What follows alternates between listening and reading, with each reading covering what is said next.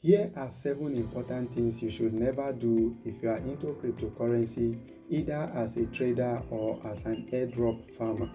If you can keep to these 7 rules, it will be very difficult for anybody to steal your hard-earned money from you.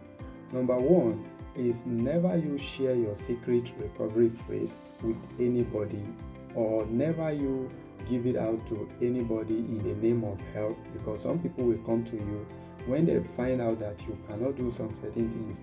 They will tell you to give them your phrase so that they can access your wallet and perform the setting or the tax or whatever for you. Do not give it to them. Anybody that wants to teach you anything should teach you so that you know how to do it yourself.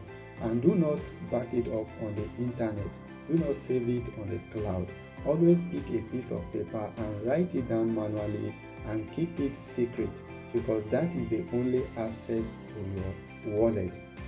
Number 2, do not click on malicious link, because phishing attacks is very common in crypto. So any link you are not sure of, or any link that any random person share on the internet, or any giveaway, or anything that is too good to be true, please try by all means to avoid it.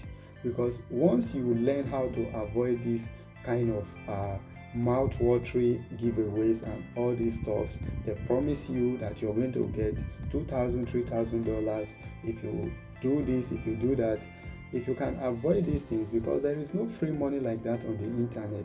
If there is free money like that on the internet, then we will not be out here looking for money or working, or no one will be going out for work. You just go log in, maybe access the internet, you click on links and you do 2 to 3 minutes tax, and you make your thousands of dollars and you go back to bed, right?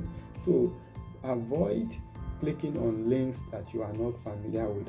And also do not download APK files, because most of these APK files out there, they are malicious. So always download your app from verified app stores. All right.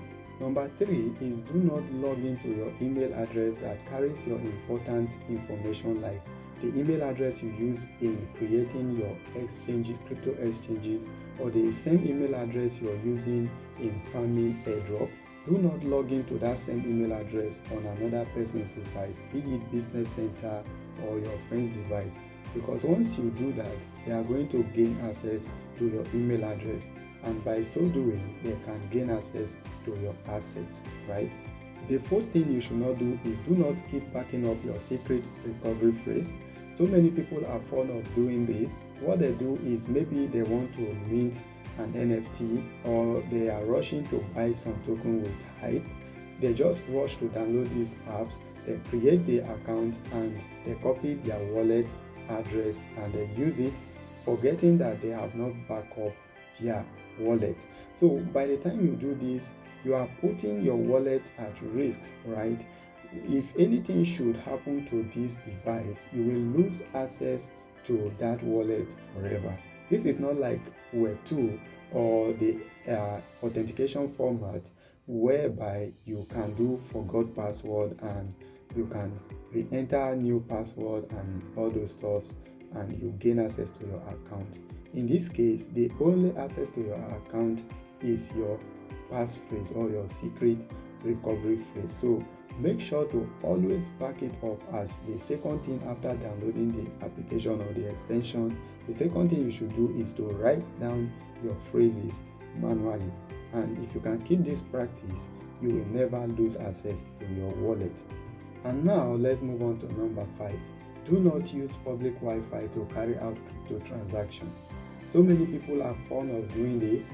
When they go to the hotels, the gym centers, the churches, they connect Wi-Fi there and they use it to carry out their transactions. What you don't know is that there is a middleman attack on Wi-Fi, especially public Wi-Fi, and once any Wi-Fi is under an attack, once you connect to this Wi-Fi, what is going to happen is that if they can gain access to that Wi-Fi, they can also gain access to your device through that connection that has been made already. So avoid using public Wi-Fi whenever you want to carry out any transaction, or avoid it completely. Always use your mobile data or your mobile internet, or always use your home Wi-Fi, right? So number 6 is avoid using weak password and avoid reusing your password on various platforms. This is very important, and you will see some people, especially the airdrop farmer, they use one password across all platforms, including their email address, their crypto exchanges, other websites, any website they visit, they use one password. And some persons are form of using weak password, like they write just 4 5 letter words and they add like 1 2 3 to it, and this is the same thing they will use across all platforms. It is a very risky practice to do if you are into cryptocurrency, because this weak password can be guessed using softwares and in so many ways. So avoid using weak password and avoid reusing your password. If you want to use a strong password on any platform, try using a password that has an uppercase, a lowercase, a special character, and numbers. Alright, just mix things up so that it will be very difficult to guess.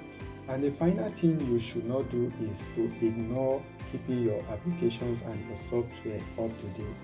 If you ignore these things, you are putting your device at risk, because once a software or an application moves to a newer version, what happens is that they will stop providing any new security update to the previous application or the previous version. And if you keep on running that previous version and there is a way hackers can maneuver or to do something with the security architecture of the previous version, they will easily get you. And at this point, it is not the fault of the developers that develop or create the software or the applications. So what you need to do is always keep your apps up to date, and by the time you do this, it will be very difficult for hackers to gain access to your device through the installed application or software. So these are the 7 things you should not do as a trader or as an airdrop farmer. I hope this video helps you in one way or the other. And if it helps you in one way or the other, please leave a comment and tell me which of these tips are you a victim of and which of these do you plan to improve on. So I'm going to meet you in the comment section. So peace out.